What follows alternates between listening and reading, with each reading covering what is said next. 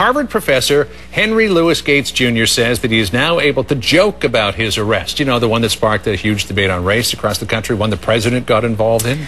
That's right. Well, Professor Gates spoke about how he had a cold one at the White House with Sergeant James Crowley for the first time.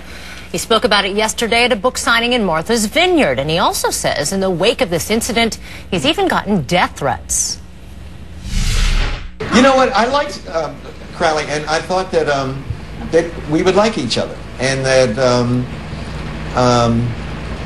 you know, I don't know what we'll talk about, but I asked him if he would have lunch with me one-on-one.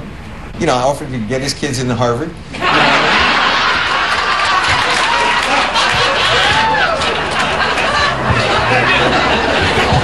If he doesn't arrest me ever again.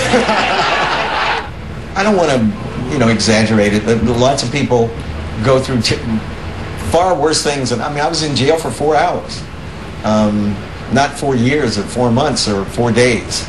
So, you know, I don't want to exaggerate the trauma. But I shut down my public email because on the one hand, we were getting thousands of fan letters, but we were also getting many, many crazy, wacko, death, you know, you should die, you're racist, etc.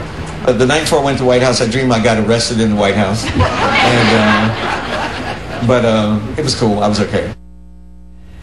You know, Gates says the two have talked about going out again to eat or catching a ball game. That must have been some beer at the White House. Well, I mean, when you're put into a situation like that, you know, it tends to foster dialogue. And obviously, you know, the dialogue has fostered a relationship, and maybe that will foster more dialogue and spread out from there. We'll see where all this goes. We should mention, too, that you were talking about this earlier, that when he said he'd help his kids, Crowley's kids, get into Harvard, that there's a caveat there. Oh, yeah. As long as he doesn't get arrested again.